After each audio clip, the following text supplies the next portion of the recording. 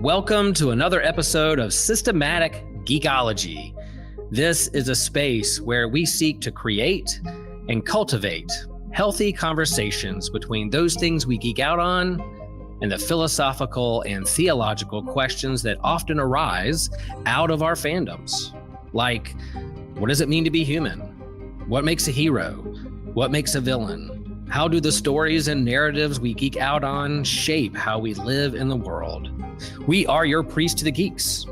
We aren't all ordained, but we see ourselves as mediators at the intersection of geek culture and going deeper in our faith. We don't always have to agree, but we do respect each other, and we see everyone as a beloved child of God. Everyone geeks out on something, so come geek out with us and enjoy the show.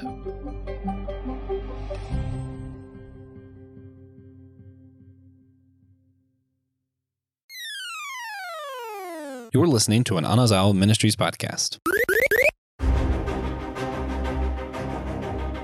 Hello, fellow systematic geekologists. Welcome to another episode of Systematic Geekology. For those out there who know me and what I do here on Systematic Geekology, it's no secret that I'm a huge fan of comic books and graphic novels and that medium of storytelling and creation and world building. And so I'm really excited and stoked for this episode today because I often love to interact with creators of comics at Comic-Cons and leading panels and even having them on this show.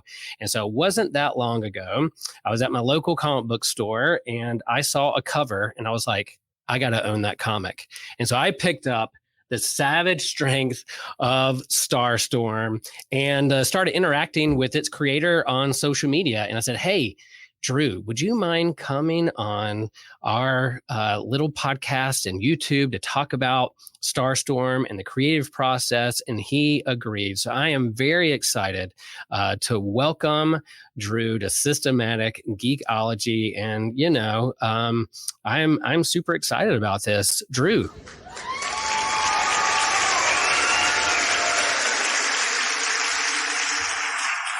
Hi, everybody.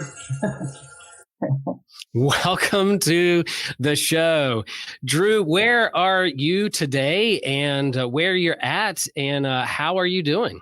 I'm good. I'm up in Montreal, Quebec, Canada, home base. I'm at my place, which I'm currently packing up because I'm looking to sell to buy a place with my girlfriend. So we're looking, so it's a little bit of in shambles here, but it's warm in here at least. So nice.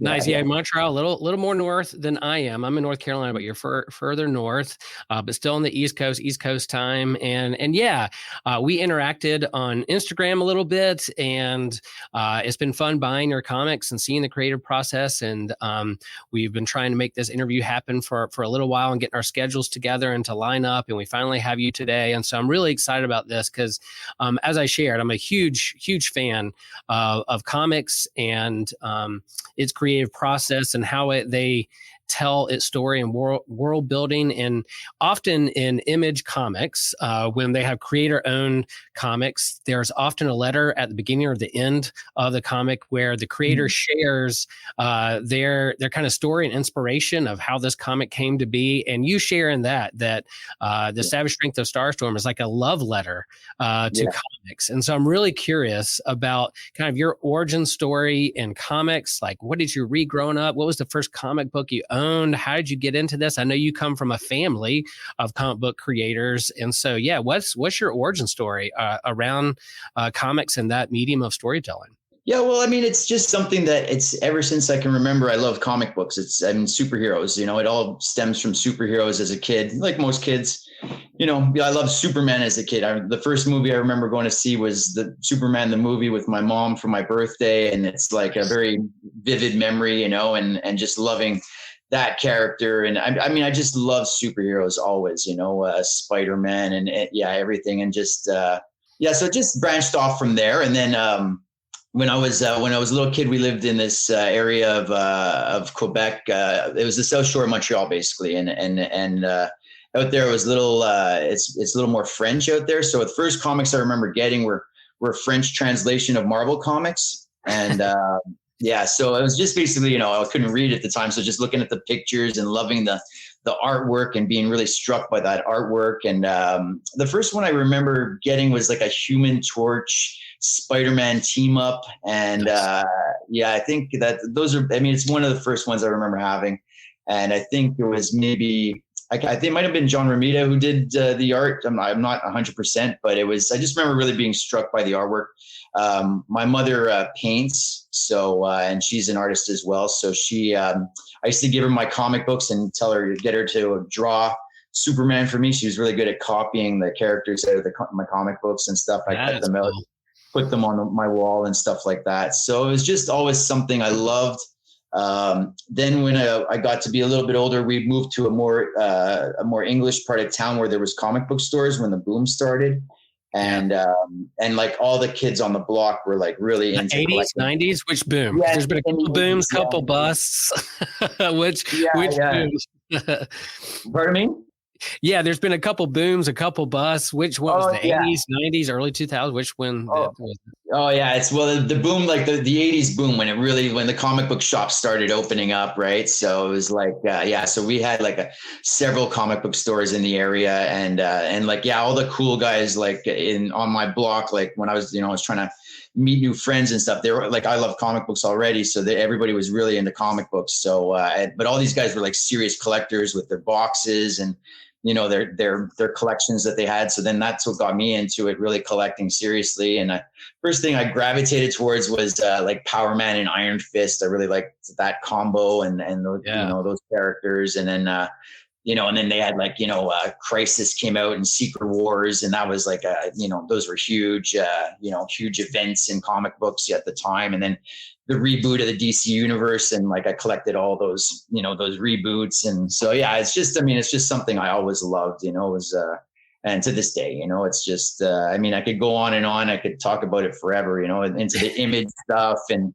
Todd McFarlane was a big influence and followed all his Spider-Man stuff. When I was in high school, I just like would save all my lunch money. Instead of eating lunch, I'd spend it on comic books. There was a little comic book store that was like a walk away from the school. So I just, even in the middle of winter, if it was freezing cold, there was a snowstorm, if it was new comic book day, and especially if like the Amazing Spider-Man was out and McFarlane was on it, I was going through the snowstorm to get it. So I was pretty serious about it, So so always a love. Well, you're speaking my language because that's the same kind of era I grew up reading comics. I was a big X-Men fan, and I would ride my bike to school from the south end of Wrightsville Beach up to Wrightsville Beach Elementary School, and there's a little like beach store that had a spinner rack there in the store. And I would use my lunch money to buy a comic and a candy bar. And that's what I was doing for lunch every day. And then until my mom found out that I was spending my money on comics and candy bars, and they stopped that really fast. But I would still save my allowance to go grab whatever on the spinner rack there. So you're speaking my language for sure. So it sounds like, you kind of mixed up both Marvel and DC. I liked Batman and Superman, and I would dabble in a little bit of DC, but I was a Marvel head. I was buying those Spider-Man books and X-Men books, but it sounds like kind of a both and for you. I remember seeing, the Superman movie in the theater too, and wanting to fly after that. I was like, who doesn't want to fly after seeing that movie? But so you kind of mixed up your fandom, kind of went across all the big two and others. Yeah, I love it all. I don't have like someone says, oh, I'm a Marvel or DC. I love all. It's like, I just love certain runs, so I love like when Todd McFarlane was on Spider-Man, I love that run. And I'm a huge X-Men fan too, like the stuff that Chris Claremont did, especially when I love John Romita Jr.'s artwork. So, it's just, I love all of it really, there's no, I don't love one more than the other, it's and Image Comics as well. I love all the Image stuff. And these days, actually, I read more Image more than anything because it's all new and you can jump on easily to these stories, so, the trades are usually, the first trade is usually pretty cheap. It was at that $10 mark, so it's, so it's easy to jump on and check new things out with Image, so, and I find that the stories are more innovative these days, I haven't really been keeping up with DC and Marvel recently, other than I've been reading the Mark Waid Shazam and Batman, Superman stuff. I love Dan Mora's art on that, and it's amazing stuff. So beautiful artwork. So so I mean, I haven't been to because I'm mostly focused on doing my own thing. So it's hard to, I read specific things, and then it's not as much, I don't read as much because I'm more writing and drawing these days than I am reading, like I used to. So, I'm not consuming quite as much, but I mean, I'm at the comic book store at least a couple times a month, so I still do read quite a bit, but not as much as when I was growing up, because it takes up too much time away from my own writing, my own storytelling, so. Sure. Yeah. Use that time and resources wisely, for sure. Be a good steward of that.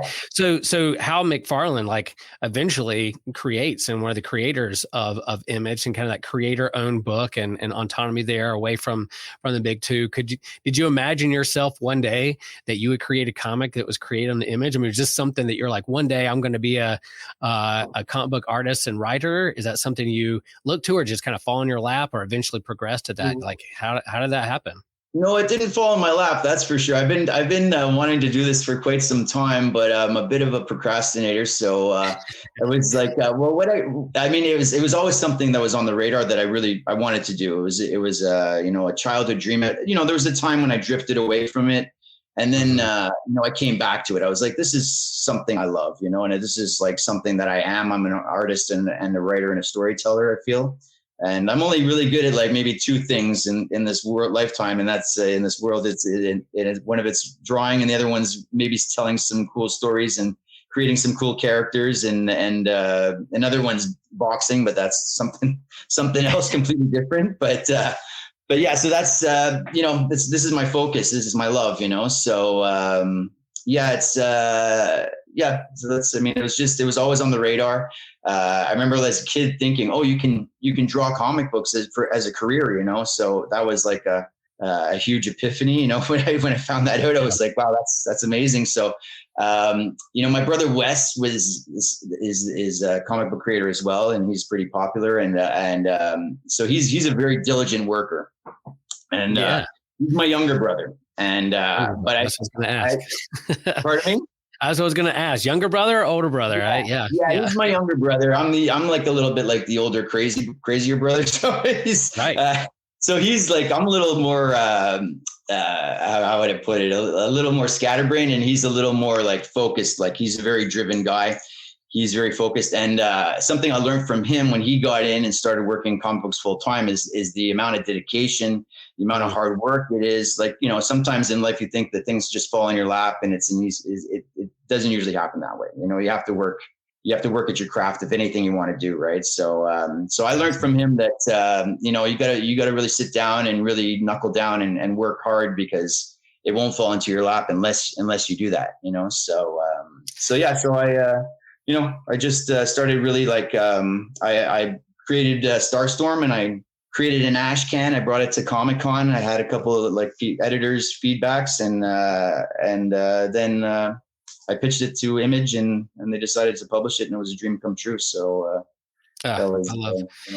I love that. Yeah, I have some friends who have story ideas and artists who would love to get into the business. And, I reading comics so long, there's a couple stories in my head and characters I'd love to get on the spinner rack one day. But I think you start there with the love of the craft of the storytelling first, before you think about like franchising it and making millions of dollars off of it, because that's not going to happen. It's like, what's your love of story first, and then go from there and put in your hours and those kinds of things. I think is pretty important. So all right, I'm very curious. I'm very curious about the origins of Starstorm. Like, first of all, just to get this question out of the way, because I ask it all the time, how long did it take from the story in your head until you got it on the local comic book store, the spinner rack or whatever? Like, is this like a 20-year process? Is it like, all right, I'm pitching it to Comic-Con, some creators there, and then it took a little while, like from idea to like in your hand?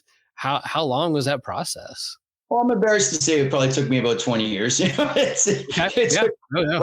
had the initial idea. Originally how it started, I've told this story before on several podcasts, but originally how it started is that there's me and my family went to Hampton Beach one year for vacation.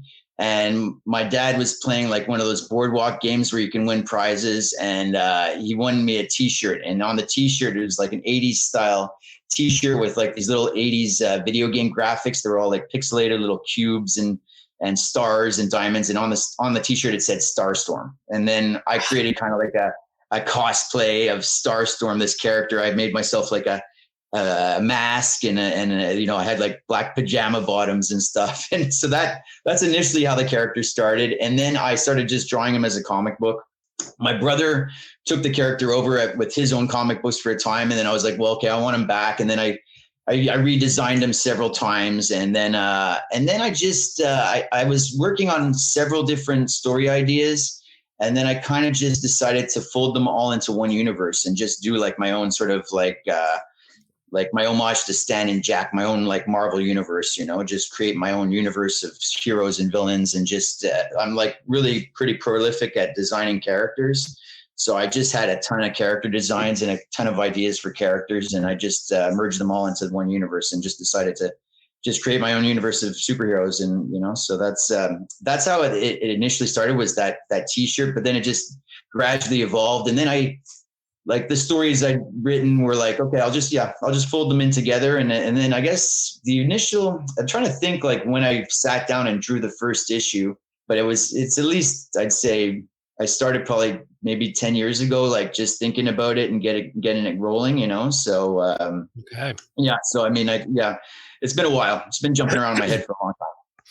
I love that because we have characters in our head that we create, the characters we love, and then characters in our head that we wouldn't mind creating one day. And the fact that it came from like a 80s, right now would be retro. Then it was like super cool and in, but now retro's come back circle, like the video games, stand-up cabinet games, all this stuff is totally in. That Starstorm was born in your head from that t-shirt. That's such a good story. Yeah. And I was thinking, because I did a design, a Starstorm the way I was dressed as a kid, and I was thinking about bringing in a character. Eventually will come in. It's going to be Starstorm, but it's going to be my cosplay kid version of Starstorm. He's going to be somewhat like another dimensional Starstorm character. So he'll come in further down the line as I go with the story. But it's an idea I'm going to run with. I think it'll be kind of cool. He's going to be kind of like a Mitsoplick trickster character, Loki sort of character, So something about incorporating him. Yeah. So, anyway. So the first story arc, so you're on board to do more storytelling, like Image is ready to go. Your first graphic novel is coming out in April, but you have more stories that are willing to like, all right, let's keep this thing going. Yeah, well, I mean, the sales dropped off. Sales like started high as they do, and they dropped. So now when the trade comes out in April, I'm hoping that enough people pick up the trade where Image will be wanting to continue with the story. I'm going to do it regardless of what happens, whether I do it through Kickstarter, self-publishing or whatever. I'm hoping Image does want to publish them. We'll have to wait and see. I haven't gotten 100% let's go with it. So I got to wait and see. I'm hoping the trade does well, and then I'm going to take it from there. But I'm doing them anyways, So we'll see what happens. The thing about artists and creators today is, you can kickstart, you can self-publish, you can do those things. And there's big publishing companies, but it's cool that you own your own work. This is, from Image, this is your creator, your character, your story. And so even if they're like, no, we're going to move on, you can like, well, I'm going to kickstart this. I got enough people that follow my stuff that I'm going to get this done and keep this story going for itself. The actual story starts in space with the villain and that cool first couple splash page of all these ships heading towards Earth, and then it is a throwback to a lot of like things that I love and pick up on, like Grant Morrison. The character's name is Grant Garrison, and goes to Kirby High, and there's some Kirby crackles all over this book. Was that kind of that's super intentional on your part to throw all that stuff? What were you just having fun with all these things, or you're like, how can I do this and share this with my love of comics? It's just like all that mixture of pop culture influences, and like it's all jumping around in my head, and obviously, Jack Kirby is the primary influence. Sure. He was a big inspiration for Starstorm, like his designs and his creativity. Really, like the amount of characters that, he created the Marvel universe pretty much, and so much for DC as well. And I mean, it's just his level of creativity is really what I admired, and how dynamic his storytelling was. But when I was a kid, I collected I was a big Superpowers fan, so the Superpowers cartoon in the 80s. And he was on the Superpowers comic book. But at that time, I was not a fan. I did not like his blocky anatomy. And I when I was young, I was like, no. And everybody was telling me how much of a genius he was. The kids who were older and knew more about comic books at the time than I did. And I was like, no, it's not good. I don't like it. But then, as you get older and your tastes mature and you start to understand, the medium a little bit more, I love him now. He's like, he's the guy, you know what I mean? He's the king. So, I mean, really. So it's a big, it's a love letter to that. It's a lot of things, but really Jack Kirby, I never met him. So, I wish I could have, but it is like, he's a huge, the Steve Ditko as well, his designs, his sort of crazy wonky designs. I love that sort of stuff. I love stuff that I like to create. For some reason, I like to create hard things for me to draw, I like to design suits that are difficult to draw in every panel, so, but I love that sort of design stuff, that crazy sort of wonky, ethereal design stuff, like Doctor Strange and Spider-Man, let's put, a bunch of webs on this guy's costume and just, make it impossible to draw, Hey guys, Christian here to talk about our Captivate options.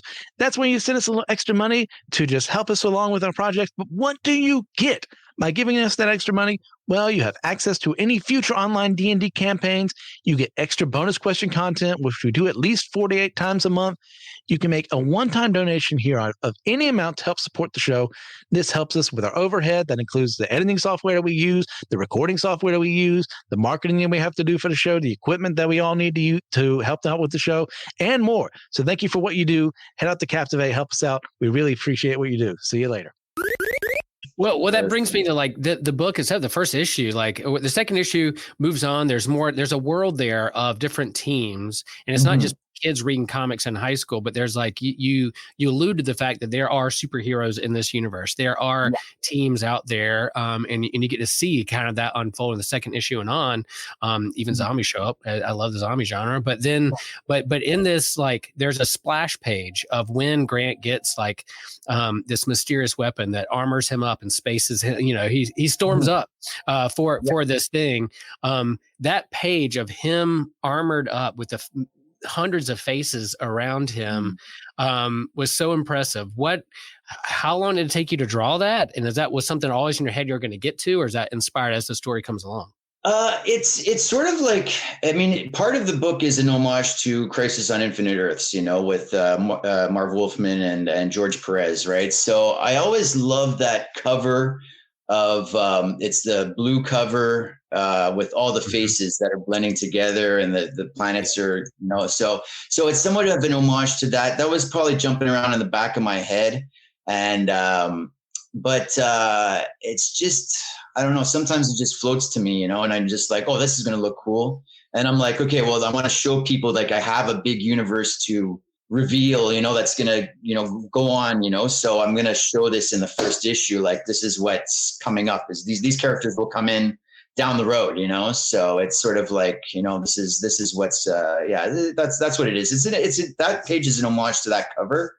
And then it's just also a reveal of okay, these are characters that are going to come into play down the road, so, so, I mean, I don't remember the exact how I came up with the idea, if that was even a conscious thought that it was going to be an homage to that cover, but it was just in the back of in the subconscious somewhere. And then when I was drawing, I'm like, oh yeah, I'll just do a bunch of, I wanted to have him Starstorming up, and then I'll put a bunch of, it might have just started out with that, and then I'll just put all the faces of the characters I want to use down the road and in the background, and that'll be something impressive for people to see, so that was probably my thought process at the time.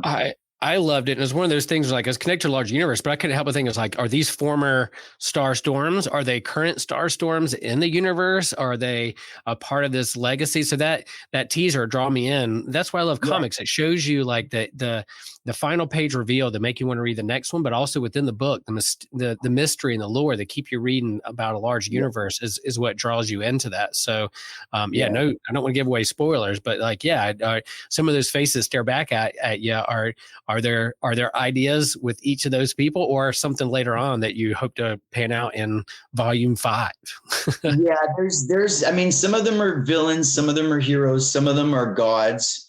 There's I have like my own sort of like my Lords of Order and Chaos, and like I'm influenced by Michael Moorcock novels as well, and the Elric saga and the Nice. Eternal Champion stuff. So there's going to be parts that are paying homage to that as well. And so it's just you'll have to pick up the comic book and find out, So, but right. that's what it is. Some of them are other world, like other dimensional characters. As Starstorm jumps around in time a little bit, he'll be going like all over the place in different dimensions and time and places. And so it's like, so it's, you're just gonna, even like I'll look at a character, I'll be able to tell you a little bit about the story, but I haven't fully fleshed out every detail of every character yet. But they're loosely fleshed out in my mind, I could sit down and like figure it out as we talk about it, So, I love that. I love that. And I'm sure like your involvement with boxing and MMA, like in terms of action shots and how the body works. I'm sure that helps in terms of like how you're showing these fights, pop on the page. Yeah, I mean, it's a little bit different because I've studied also like cinematic choreography for fighting and stuff like that.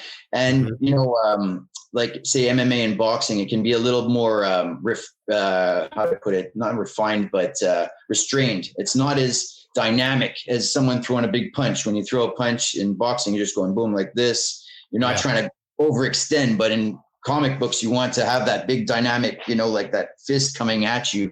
So it's a little bit different, there's so because you exaggerate movement to make it more dynamic looking, right? So that's what you're trying to do. And in actual fighting, you don't want to exaggerate movements because if you miss, you're in trouble. So that's right. That's right. Don't overextend. There's something I clicked on one like video on one social media of like someone getting knocked out in 2 seconds, and I was like, oh my gosh! And so now that algorithm's in my phone, and I get a lot of videos of people getting knocked out of like being too cocky and putting their hands down and yelling at the other person they get knocked out. I now love those videos. Part of my watching. I'm not like a violent person, but man, seeing some, the karma of someone being too cocky and I enjoy it as well. It's very satisfying. Well, in terms of your creative process, if there are other creators out there or wannabe creators out there who wanted this, do you have any advice for them in terms of, words of wisdom of how to get started or where they are now or to keep their head up? Like what are some things you've learned in this many years of ideas to page to now trying to keep the story going? What advice would you give? Yeah, well, it's like anything in life. You just got to keep grinding away, and you just can't ever quit. You just keep moving forward. You keep drawing.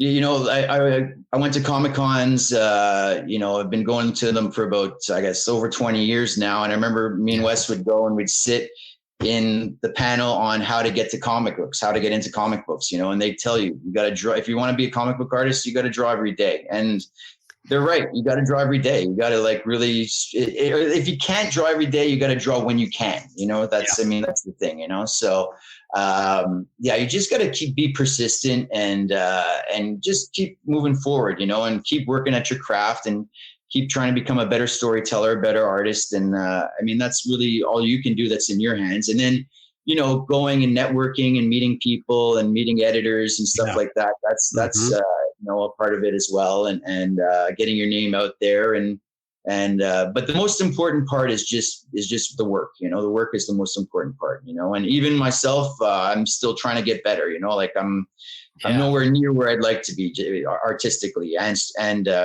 storytelling wise. So I'm trying to get better every day and just try to try to keep at it, you know, and that's it. You know, I think that's the best advice. I mean, for anything in life, really, you know, you gotta work hard. Right. So, and that's, it's an important thing, you know? So yeah. You got to put in your 10,000 hours. I think that's a part of it. And then I do like see the evolution, even Jack Kirby and Jim Lee and John Byrne, you see their early work, John Romita Jr., like you see their early work and then you see their later work, and in between everybody evolves as a person and as an artist and as a creator. And it's not like one's better than the other. Like you're just growing as a person, have a different style.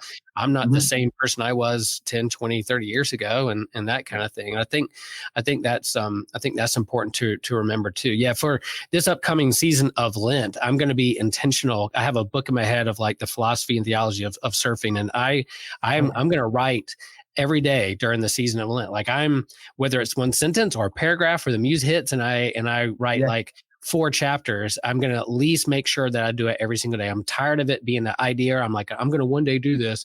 Like, no, I'm going to, for 40 days, I am going to sit down and write every single day. And so I think you having those blocks and being intentional about it and purposeful about it, I think is super important. So, 100%. Well, if you sit around and wait for inspiration, you can be sitting around forever, you know? So I used to be like that. I used to be like, oh, I'm not inspired and, you know, I'm not in the mood and that sort of stuff. And you got to kind of work past that, you know, and just be like, it doesn't matter if you're inspired. No one cares, you know, just sit down and do it. Do something, draw something, you know what I mean? Like find something to do. You know, I'm a little, like I said, I'm a little scatterbrained, a little maybe ADD, you know, I can find a lot of distractions, but I try to get through that and just sit in a chair and draw, you know, and sometimes you got to force yourself to do it. And it's not the most comfortable stuff, but you know, nothing great comes from being comfortable, unfortunately.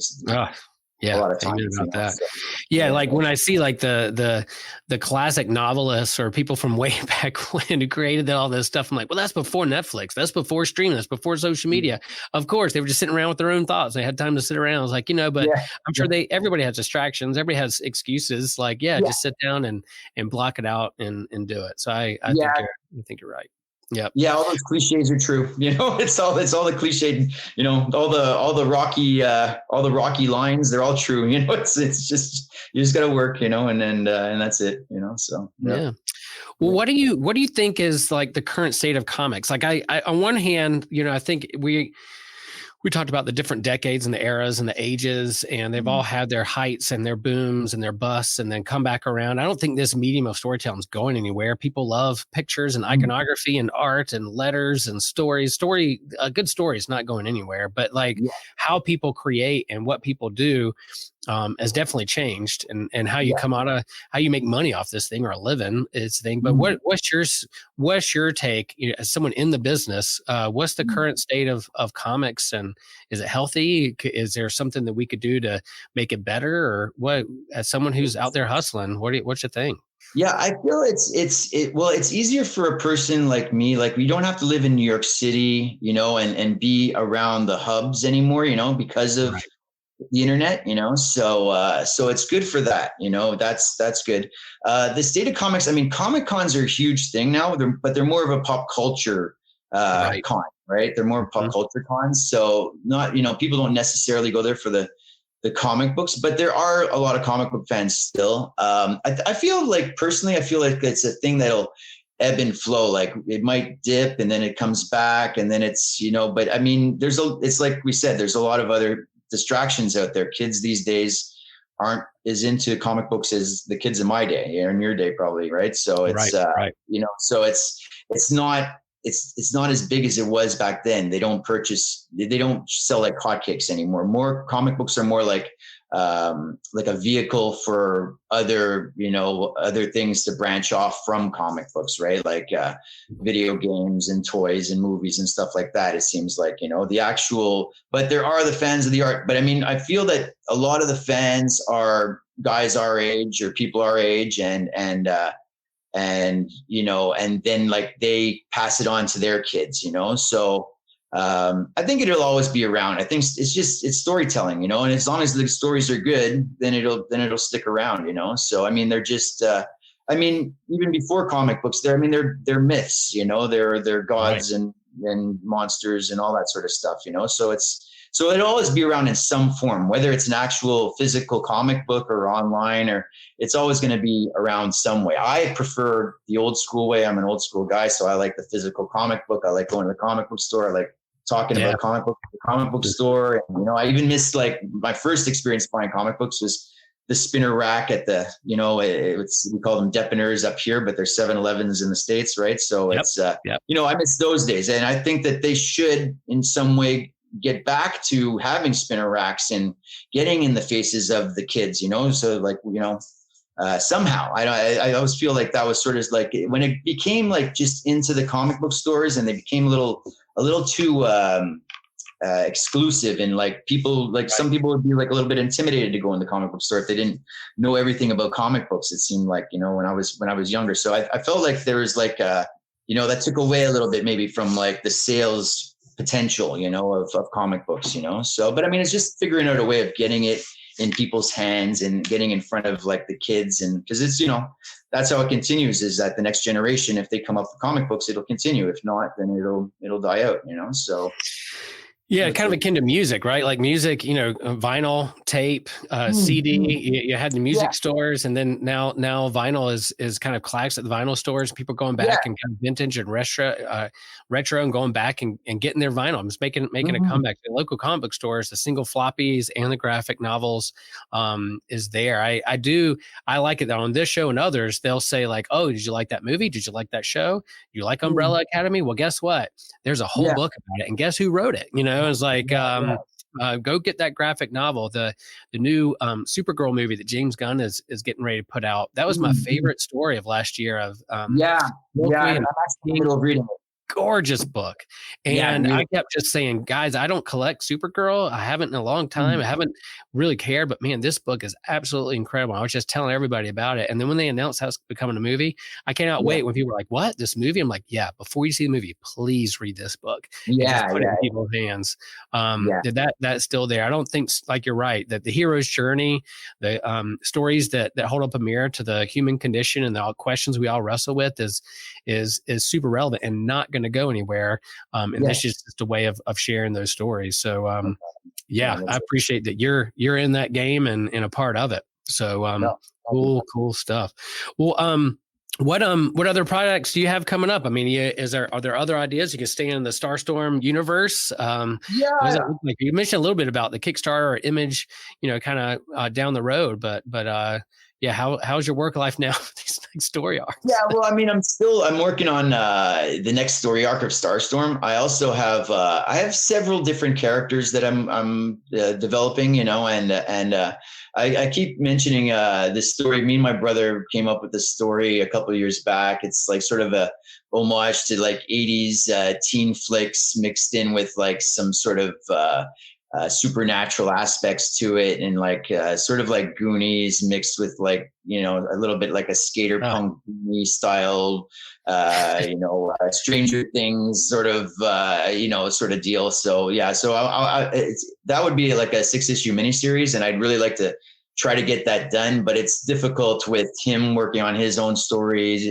like his own comic book, Kaya, and me working on Starstorm, just getting it together. But I think what I might do is I'm just going to do like maybe a panel a day just to warm up, and then just, you know, maybe post that online, and maybe do it as like an online, like an Instagram comic sort of thing, and just see how that goes, you know? So that's what I've been thinking about. I was thinking about that the other day, and I think I'm going to move forward with that, and we'll see what happens, but I'd like to get it published as well. That would be better, you know, but teaser, get some teasers out there and interest in that. Yeah. So I was going to ask, like, you and your brother ever thought about teaming up? Is that something good, or you guys keep things separate, or you're like, I know my brother and I were kind of like, okay, maybe we could team up on some things we couldn't. He's a chef, so there's no way he wants me in the kitchen with him.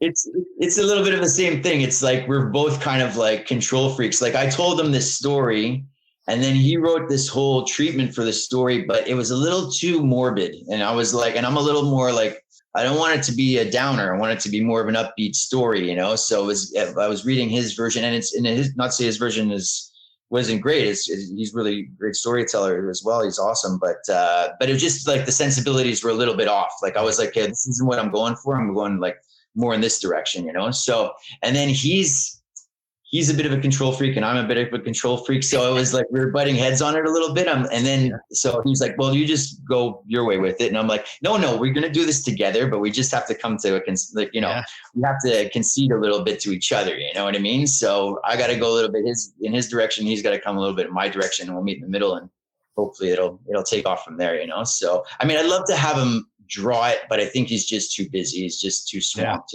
he's a busy guy. So, and he's highly sought after, so I'd love to have him draw it, but I'm thinking maybe we might have to find someone else illustrate it, but I mean, I might do it in my spare time. We'll see what happens. I'm not 100%. It's still kind of up in the air, so we'll see. Yeah, that's super fun. I appreciate that. Any kind of teamwork is like you said, is things that are easy probably aren't worth doing, and so that means you guys care about it, and that's that care will carry it forward. So I look forward to that. That's super fun, and we'll definitely keep promoting your work and sharing it on our socials, and we just love this aspect of storytelling. Well, I thought we would do a lightning or Starstorm round of some questions to see what's going on with what you like. All right. Okay. All right, Drew, what if you we're going to have one go-to snack? You're hungry. What's your go-to snack? Pizza. Dang. Yeah. I mean, I'm gluten intolerant, but I found a really good gluten-free crust, and I'm back on pizza. That's my. Beautiful. All right. So what do you do for fun when you're not doing comics or working or moving to a new house? What do I do for fun? Draw. No, what do I do? I hang out with my friends, my girlfriend, and we go to movies. Well, I mean, my favorite thing really probably is going to the movies with my friends and my girlfriend, So, I love the movies. I love stories, so that. And I like getting together with, my dad and stuff. We go watch boxing and stuff like that. So, I do that. That's probably going to the movies is probably my go-to or watching the fights. What's a movie this past year that you're like, if you haven't seen this movie, you got to go see it? The past year that I saw, which one did I really like? Well, Dune was 2 years ago, So that's the one I'm looking forward to next. I keep trying to go see it. I haven't seen it, but I've heard so many good things about it. I want to see Godzilla -1. So I got to see it. And it's like, I'm just, there's just nowhere close to go see it. It is absolutely amazing. Yeah. I was like, I think I'm going to go see that movie. And then a friend of mine, was like, Will, if you don't go see this movie and do an episode about it, what are you doing? Why are you living? Yeah. I'm like, okay. So we did it, and we did an episode on it, and we put up the banner on our YouTube page of just Godzilla -1 chasing the boat, and it says Godzilla -1. It has a lot of clicks, a lot of views, but I'm wondering if people think they're getting the movie for free on YouTube, and they're just like, let's get a lot of clicks. I'm like, well, that's not us, just us talking about it. But yeah, it is absolutely amazing. And I'm glad that people are recognizing it. Yeah, I got to go see it in the theater. I want to see I wanted to see it in the IMAX. There's an IMAX close by where I live, and I wanted to see it, but they're not playing in the IMAX over here. So, but I'd love to. I wish they'd release it in the IMAX because I think that would be just like the best way to see it for sure. Yeah. Good stuff. All right, if you could have one superpower, not Superman, not like someone with a ton of powers, but if you could have just one superhuman ability, superpower, what would it be? Jedi mind trick. Oh, there you go. I always said, Jedi mind trick would be just to influence people. Keep publishing my comic books. Keep buying my comics. Keep publishing. But it works on there all is an out. I don't want just the weak-minded. I want to work it I'd be like Professor X. I'd be So I think that would be the best. Yeah, there is something when people say like, what's your one superpower? Like you could say like a force wielder, because there's a lot that goes with that. It's one thing, but you could do a lot with the force. Jedi force use is pretty. So if I could have used the force, I'd use the force. Yeah. Other than when I was a kid, it was super strength, right? You just wanted to be stronger than everybody, but as you get older, yeah, I'll take the Force. Yeah, it's interesting how our strength and how that way, and then we're like, we want to go to mind, be smarter, use our brain better. There is something with that. Okay, if I think I know the answer to this, but we'll see. If you could have a meal, coffee, or beer, or a gluten-free pizza with one creator, dead or alive, who would that be? Jack Kirby. There you go. I know it.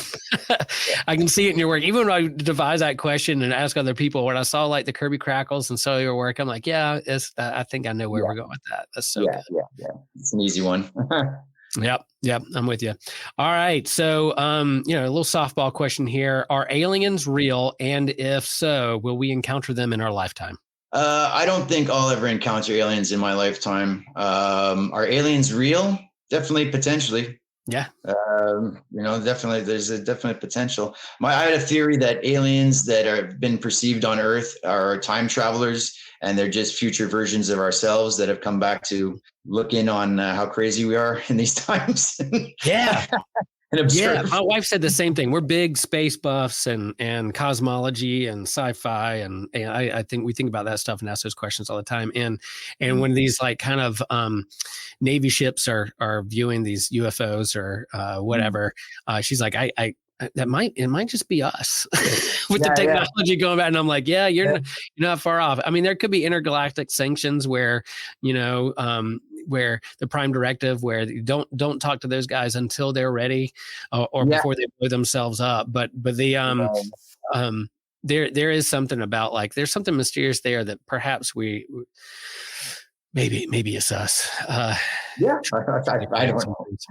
know. That's my theory. That's my best theory. That's what I'm running with, now 10 years from now, it might be something different, but yeah. And with your book, like other species coming this way, and what person doesn't want to get like a mystical or cool technology weapon and being asked to fight the powers of evil of the greater threat to the universe? I don't think that's too far-fetched. All these movies and stuff could be soft disclosure to try to get us ready for what's coming. I'm sure. Yeah. Well, we'll see what happens. I mean. It would be cool. It'd be like my childhood dream. Wow, there are aliens, and we get to, I hope they're nice. I know. There was a time when people didn't know dinosaurs existed, and they were like, "Whoa, okay, here we are." There might be a time when like my grandkids or great grandkids are like, "Yeah, my great granddad had no clue about aliens, but we do. We're part of the Intergalactic Council and or whatever." So you never know. We'll see. I'm open to it. I think they're more like along the show V, the television show V from the 80s. Yeah. I think they're going to do something like that. So we might be in trouble. So we better get right. If they come in peace and don't want to eat us for dinner. That's the thing. Cool. Well, friends, thanks for tuning in to this episode. And Drew, thanks for being a part of this and open to the conversation. We'll keep promoting your work. How can people find you and contact you? How can people find you out there in the world? Mostly through Instagram, Drew Craig Art. Just go to my Instagram page and you can message me there if you want some commissions done or anything like that. If you have any questions about even like breaking into the industry, or if you want any tips or pointers or anything like that, I'm all ears, and do what I can to help anybody out. And I appreciate you having me on the show, and it was a pleasure. And that's it. Thanks, Drew. And everyone out there, smash the like button, share with a friend, subscribe. Got lots of stuff on our Patreon and different socials out there. And then, interact in the comments and let us know what you're reading, what you're geeking out on, and the books that you're reading and the state of the comic book industry. We love having these conversations because, like we said, stories, the hero's journey, comics, I don't think is going anywhere. And we're going to keep promoting the good stuff that is out there, like Drew's work. So, all right, folks, thanks for listening, and remember to share the faith and share the geek. Thanks.